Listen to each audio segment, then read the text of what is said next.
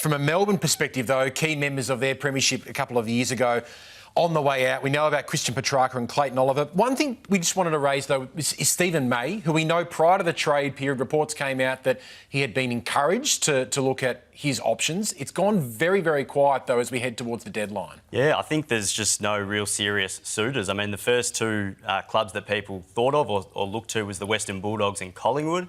Of course, the two clubs that missed out on Jack Silvani after St Kilda swooped in at the last minute, or allegedly. But we know that the Bulldogs aren't keen or won't pursue him. And Collingwood, I think, did a bit more background work and had a look at it, but they're also not going to pursue him. So the list of suitors has certainly not even thinned. We don't even know if there was a real list of suitors. What's his money? Is he 7s or 8s? I think it's in the 8 range. It'd be up there. Like, when he signed that last year, he was one of the best defenders in the game, premiership defender and the rest of it. So, but he did drop off maybe a little bit in 2025, Stephen May? A lot. Yeah. I mean, his game against Jack Gunston was one of the lower ebbs of his career. I know he's coming back, I think, from a couple of weeks out, so there's some excuse there. Look, he's one of those guys where it's hard to know. Yeah. But his potential upside is, if you can get him at the right price, then I'd be chasing him. Surely, if the Bulldogs aren't willing to chase him, that either says that they have intel that says he's not going to be any good next year, or that they think they're good enough with Connor Buderick being their lone addition to their back six, which doesn't seem like an enormous game-changing. No, and it's going to be up to the player himself to change that intel, to go to people and say, well, I'll take this, but if I finish in the top 10 and the best and fairest, I want this. Back himself in. And if he did so, I think there'd be a number of clubs. You can think of 3 or 4 other clubs. The Swans, for instance. They need another key defender just as much as they need Charlie Kerner. Probably more, I would argue. Don't disagree with that.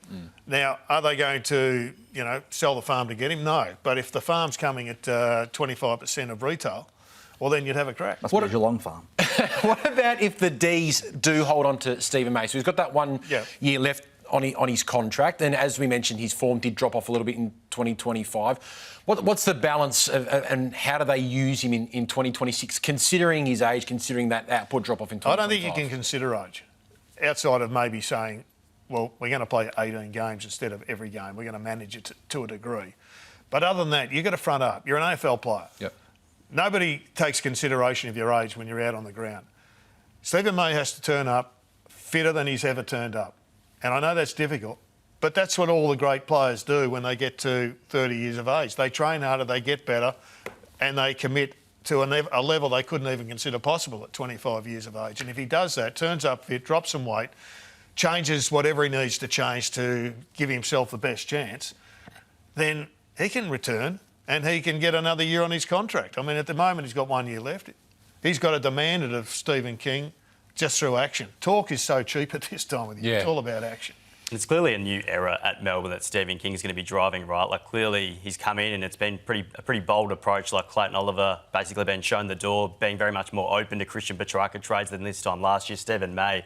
So, yeah, you hope that he would buy into that and realise this is a new era and a new coach, and what maybe was accepted in the past won't be accepted moving forward. So you mentioned a new era. In terms of the centre bounce attendance percentages this year, Gerard, we had obviously Max Gawn at the top, then Clayton Oliver, 72% of his game time was in the centre bounce. Yep. Petrarca was 66, only Pickett and Viney in between those two at 69%. Then we go down to Rivers at 19%, Windsor 12, Langford 10, Sparrow 6. You take Oliver and Petrarca out of your centre bounce crew there, almost a permanent centre bounce crew.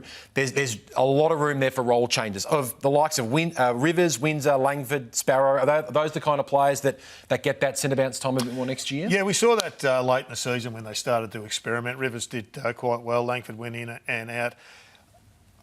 I mean, the numbers will show you that Melbourne's centre bounce work needed some improvement through the season, and whilst they got it better at the end of the season, it's not as if they were knocking him out of the park. So I think it's time that Melbourne experimented. They've got Viney, who's going to be a mainstay there. He may take that role as a tagger that we've seen popularised again this season. But they have got some good young kids, but, they're losing 2 generational talents that led Melbourne to a flag. So there's going to be a gap there. It's almost weird that they didn't give those young guys more time this year. Like, Windsor only went in late in the season, had a few games and then got injured, so he didn't play there anymore. So you would have thought they would have used last year as more of a trial season. Yeah, I like the concept of Stephen King needing to reinvent the midfield, though, because so much of a knock of Simon Goodwin's tenure towards the end was that he needed to look past Petrarca, Oliver, etc. So this actually forces the new coach's hand to make change, to find new pieces for better or worse. 12 months is a long time in footy, though, isn't it? I mean, Brad Green demanding that Oliver stay. Yeah. And there was a first rounder on the table. There was $1 million of the salary on the table, and all of a sudden he's gone for peanuts and a bit of salt in the chip. Or peanuts and a couple of corn chips. Well, imagine if Adelaide had done the old Harry Petty, Riley Thorpe swap back a few years ago as well. A couple of quick ones there, Gerard. From a player movement perspective, should free agency compensation be abolished, or should the formula be tweaked? Should the herbs and spices be seasoned a bit differently? I wouldn't just keep it to the free agency. I think the whole talent pathways need a major review. Right. I think Greg Swan should spend 12 months on it and, reimagine the draft. Maybe you get 2 picks if you're down the bottom rather than having to West Coast to come cap in hand for some sort of some sort of special deal.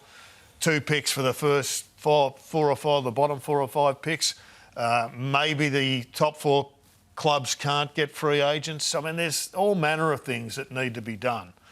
The question mark on NGAs is always a bugbear of mine. Father-son seems to have a lot of support at clubs, so I don't think that's going anywhere anytime soon.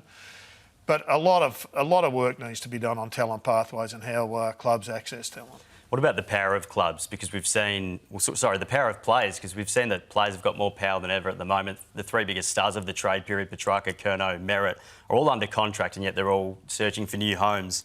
Do we need a shift? Is there a way to shift power more to the club's favour? Because we're also seeing they can't trade players against their will, or without consent, rather.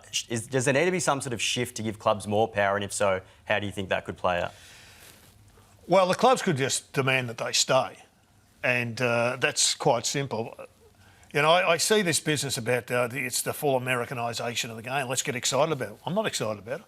I think the game is messy at this stage with all these players going here and there. I see players that don't want to leave their clubs. The clubs have committed to them 12 months ago to a 4 or 5 year deal, and all of a sudden they're considering tipping them out, or they're telling them to consider their options. To me, that's messy, and to me, that's difficult to swallow if you're a player. So there's fault on players and there's fault on clubs, and there's absolutely fault with player managers who are just shopping people around willy-nilly and say, it's okay in America, that's fine. Well, there's a lot of things in America that aren't fine. True.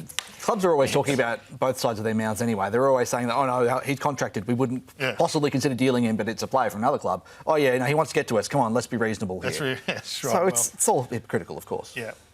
What's the ideal length for the trade period? Because we've got to day 6 and we're talking about pick 103 being the centre. Oh, the longer the better. Longer the better. Just keep on punching it out. Keeps you guys busy. And it does. God. Look, the deals get done, but sometimes it does take time.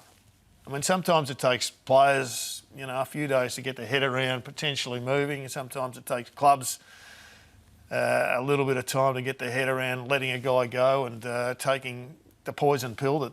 But to get something, you've got to give something. Yep. So I'm not sure how long it goes. What's it go for now? It's shortened now. It's now 9 days. And it used to be 2 weeks. Yeah.